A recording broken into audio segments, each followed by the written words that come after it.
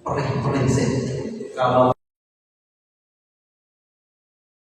pun seorang apa tidak sholatnya apa namanya? Apa namanya orang yang ada yang namanya masya Allah. Apa namanya orang sabar itu ada apa? Kalau kalian dengan sudah mengatakan apa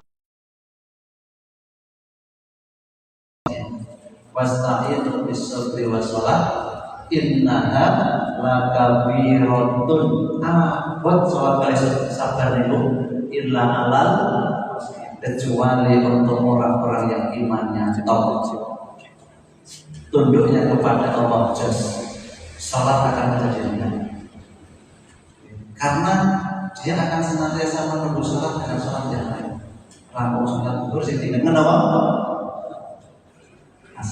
Rampung asar sih dengan apa? Maka bagaimana ibadah kita kepada Allah ini bisa ikhlas seperti ikhlasnya kita mencari penghidupan dunia. Maksud apa? Jadi ikhlasnya kita beribadah tunduk kepada Allah seperti ikhlasnya kita mencari penghidupan. Jadi saya nawar perkenalan dan ini bukan intensi buka tendo dasar. Dia ikhlas untuk mencari penghidupan dunia sebagaimana dia ikhlas mencari penghidupan ibadah juga mencari penghidupan untuk nah ini rahimahullah terkait ucapan-ucapan para ulama-ulama terkait dengan ikhlas saat menikmati contoh sampai saya contoh 8 lebih contoh Bapak Ibu kesolehan Syekh Hamad. Jadi disitu disampaikan Muqaddid bin Sahil Al-Khurasani ini sowan kepada Syekh Hamad bin Salam. Muqaddid ini adalah utusan daripada Muhammad bin Sulaiman, itu penguasa Khurasan. Jadi seorang penguasa kirim utusan kepada Syekh Hamad bin Salam. Sudah biasa tadi, sudah menjadi biasa seorang penguasa ini kirim utusan untuk datang kepada seorang alim. Awalnya, ketika utusan itu masuk ke rumah Syekh Hamad bin Salam, di dalam rumahnya itu hanya ada tikar, mushaf, kemudian kantong dari kulit untuk menyimpan buku-bukunya, sama madrasah. Di dalam rumah itu hanya ada tikar, kemudian mushaf sama buku-buku yang beliau sama madrasah untuk beliau. Artinya kaya atau miskin? Standar kaya saat itu ketika rumah itu ada kulkasnya, apa boleh bu? Mesin cuci, ada rokok petugas PKH standar rumah yang masih kategori masuk dalam program itu apa? Kalau sudah ada mesin cuci, ada motor, ada ini sudah enggak? Meski sudah enggak bisa menerima manfaat. Nah, kalau yang masih di bawah itu menerima manfaat. Contoh, apa? Rumahnya belum ramai, atasnya masih apa? Ada nggak cara rumah yang atasnya masih hampir nggak? Nah, penguasa. Kalau penguasa saatnya mungkin gubernur atau enggak? Didatangi gubernur, rumah itu seperti ya. Maka Syekh Hamad ini menyuruh pelayannya untuk membukakan pintu. Ketika dibuka pintu, ternyata utusan daripada penguasa Khurasan punika Muhammad bin Sulaiman. Setelah dibukakan, boleh masuk, tapi hanya sendiri. Boleh berburu, tapi cuma sendiri, jangan bawa orang lain. Kemudian apa Ibu? Dia membawa surat, membawa surat dari penguasa Khurasan yang bunyinya Bismillahirrahmanirrahim dari Muhammad bin Sulaiman kepada Muhammad bin Salamah, dari Muhammad bin Sulaiman kepada Syekh Muhammad bin Salamah. Amma ba'du. Semoga Allah memberkatimu di pagi hari ini sebagaimana Ia memberkati para wali Allah dan orang-orang yang taat kepadanya. Saya punya masalah dan saya ingin meminta pendapat Anda. Isi suratnya itu seorang penguasa punya masalah, ingin meminta pendapat seorang alim, seorang ulama. Sampai situ itu dikonfirmasi emosi. Cukup sampai di situ saja. Kalau penguasa Khorasan Muhammad bin Sulaiman ingin mencari solusi dari permasalahannya, maka suruh dia datang sendiri. Bayangkan, omai Bupati apa?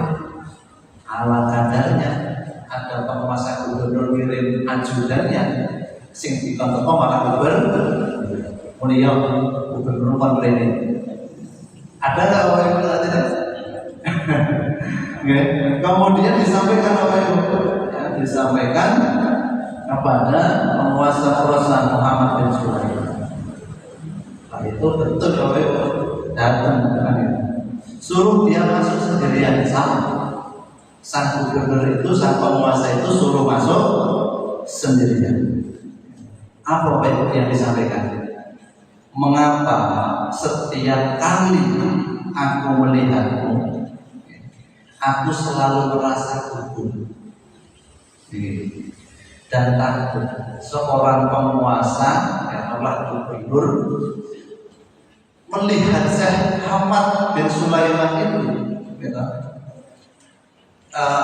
Syekh Muhammad bin Salamah itu gemeter, pedih. Kok setiap melihat kajian itu senantiasa gemeter, senantiasa takut.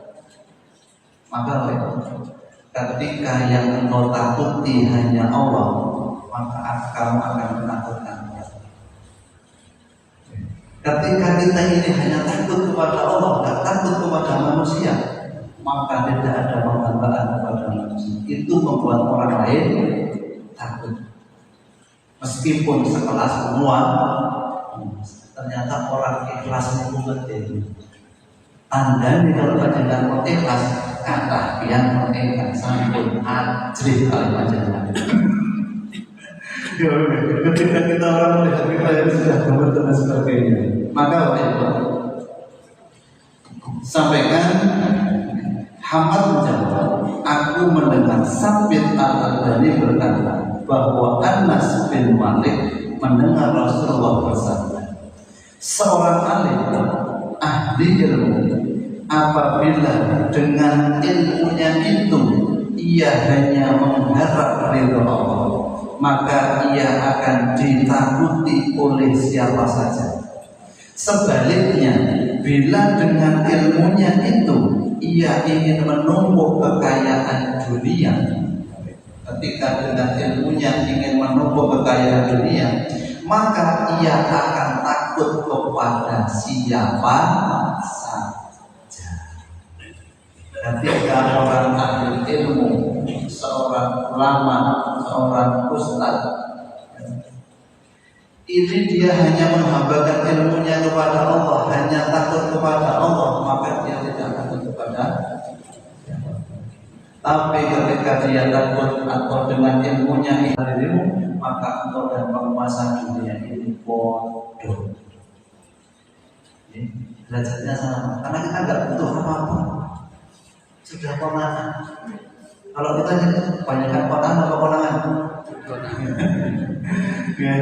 maka Muhammad bin Sulaiman mengemukakan masalahnya. Apa pendapat Anda mengenai seorang ayah yang mempunyai 2 orang anak? Ini kegundahan dari seorang penguasa. Apabila seorang ayah mempunyai 2 orang anak, satu di antara mereka sangat dia sukai, maka dia berkeinginan memberikan kepadanya 1/3 harta miliknya sebelum dia meninggal.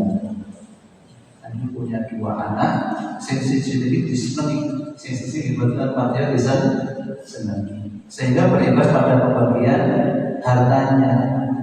Hamad berkata, itu tidak benar. Bapak Ibu yang punya putra putri ini, ada yang dikasihi, ada yang bertepatnya lagi senangi. Nah, ini nasihat juga untuk kita. Itu tidak benar. Kita pilih kasih kepada anak, tidak. Saya mendengar dari Sabit Al-Ardani bahwa Rasulullah bersabda, jika Allah ingin mengazab seorang hamba karena hartanya, jika Allah ingin mengazab seorang hamba karena hartanya, dari sisi harta, dari aspek hartanya, maka orang itu dibuat berwasiat secara curang di akhir hayatnya. Berwasiat secara curang di akhir hayatnya, bukan adil, tidak sesuai dengan tuntunan syariat. Sing seneng diparingi kata, sing ora seneng dikei sithik. Jika Allah ingin mengazab seorang hamba karena hartanya, maka dia berwasiat dengan curang di akhir hayatnya. Bapak Ibu rahimahullah, ini sebagai nasihat untuk kita juga ketika kita punya anak, punya buah hati, maka apa di sana, semuanya disayang. Setelah itu Bapak Ibu sudah tahu jawabannya. Setelah itu ya, sahabat ini ditawari, karena kamu sudah memberikan jawaban, sekarang kamu ingin apa? Pengen ngopo? Ditarik penguasa, jalur ngopo itu dituruti. Kemudian bagaimana kalau aku kasih 40.000 dirham? Ibaratnya kalau kecukupan rumah yang hanya ada kering, itu cukup buat beli kursi ini kan ya, beli spring bed, beli kulkas, beli kipas angin, itu bisa. 40.000 dirham. Akan tetapi baik, apa jawabannya? Aku tidak memerlukannya. Jauhkan uang itu dariku, semoga Allah menjauhkan Anda dari dosa-dosa Anda. Ditawari duit 40 juta, kalau sekarang mungkin ratusan juta. Saya butuh uang. Garis bawahnya karena ilmunya untuk mencari ridho, tidak untuk mencari. Selanjutnya tawaran yang selanjutnya diberi uang, silahkan dibagikan. Kalau kamu tidak menginginkan uang itu, maka uang itu terimalah dan bagikanlah kepada fakir miskin. Mau nggak Bapak kira-kira? Sebelum tak lanjut ceritanya, mau nggak kira-kira? Gampang. Karena dengan uang yang saya terima, saya bagi-bagikan. Kalau masih ada orang yang belum kebagian, maka saya tidak mampu berbuat adil. Kalau masih ada yang ada fakir, ada janda, ada yatim yang belum mendapatkan uang itu.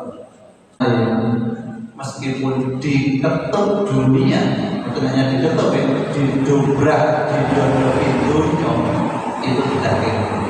Bagaimana keikhlasan itu hanya kepada dicukupi oleh Allah Subhanahu. Contoh seperti ini, kira-kira kalau kita terapkan dalam diri kita,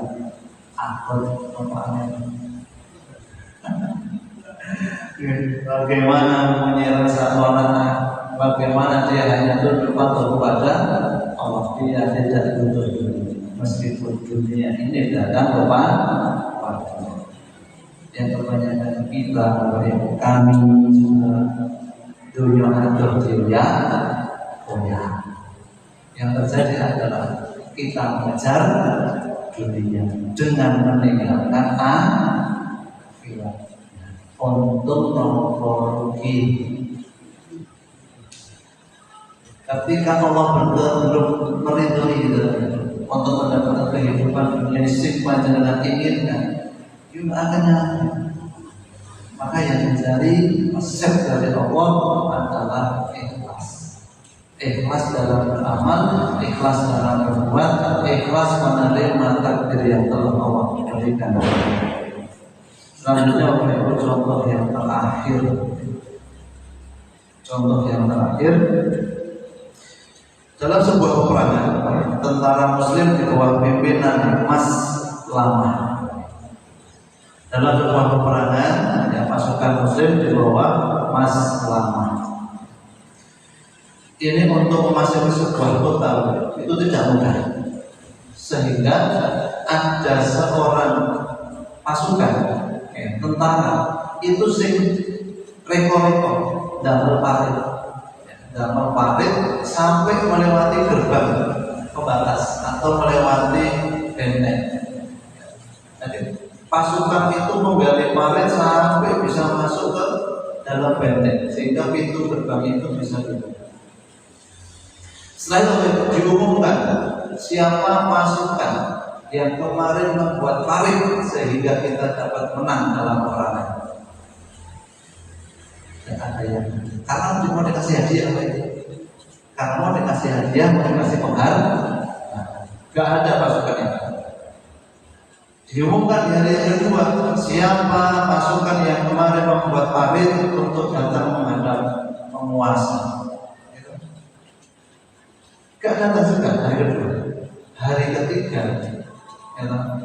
ada pasukan yang datang. Pasukan yang membuat parit itu mau datang menghadap. Asal satu, tidak diberikan hadiah. Yang kedua, tidak dipanggil untuk kedua kali. Syaratnya itu, tidak diberi hadiah, tidak dipanggil untuk kedua kali. Oke, syaratnya diterima. Siapa? Itu adalah saya. Boleh nanti. Cuma bukan saja. Dia sudah berjanji tidak boleh dipanggil lagi. Oh ternyata si A. Kalau dia tahu nggak ada janji itu kan bisa dipanggil lagi. Panggil kedua, panggil ketiga untuk diberikan penghargaan, untuk diberikan apa upah. Sehingga dia hanya ikhlas untuk kemenangan Islam. Dia untuk ilahi kalimatil kalimat. Bapak Ibu dalam sebuah peperangan diriwayatkan dari Abu Musa al-Asy'ari bahwa Rasulullah ditanya tentang seorang yang berperang karena ingin menunjukkan keberaniannya. Orang ikut perang, tapi dengan niat dia ingin menunjukkan keberaniannya, menunjukkan kewibawaannya, dan karena ingin memamerkan kehebatannya. Jadi melu perang itu hanya untuk pamer, menunjukkan bahwa dia kuat, dia mampu, ya, dia hebat. Kemudian siapa di antara mereka yang termasuk fisabilillah? Nanti kalau Rasulullah ditanya itu, ketika ada orang ikut perang, tapi untuk menunjukkan kehebatan, menunjukkan kepewetan dia perang, tanya kepada Rasulullah, siapa yang termasuk jihad fisabilillah? Wahai Rasul, Rasul menjawab, man qatala litakuna kalimatullahi hiyal ulya fa huwa fisabilillah. Barang siapa yang ikut berperang hanya ingin menegakkan kalimat Allah, maka dia fisabilillah. Nah ini kalau kita tarik saat ini, takmir masjid, marbot masjid, ustaz-ustaz dan TPA, gitu, dan yang lainnya, relawan-relawan kebaikan, ketika niatnya hanya untuk menegakkan, seperti saya Muhammad tadi, dia hanya fisabilillah,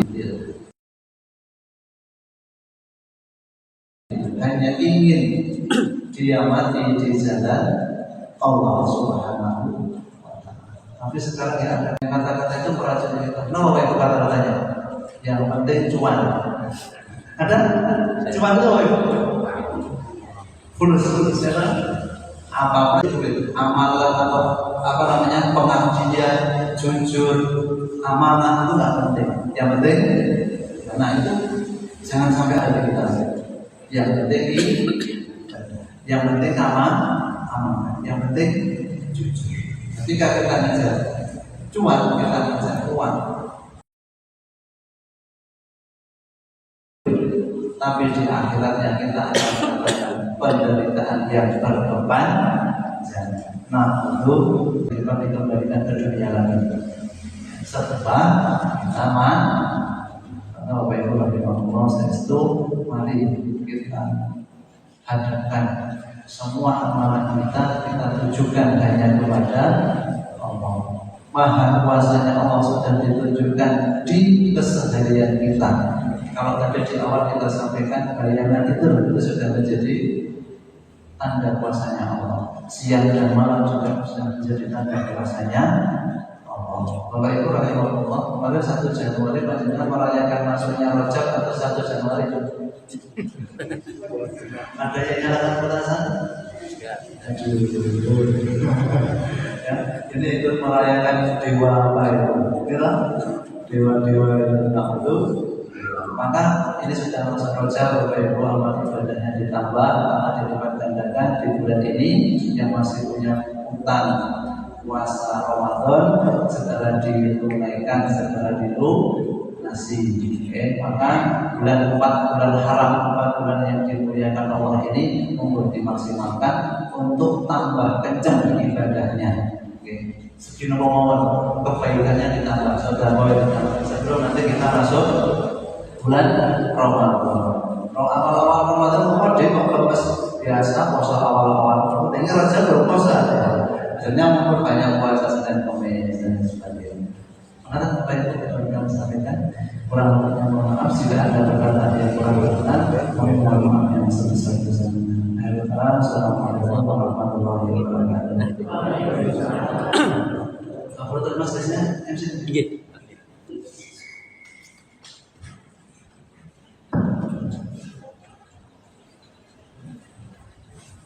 Jazakumullahu khairan katsiran atas tausiahnya. Jamaah pengasuhan lagi ingkang kula hormati, sadèrèngipun matur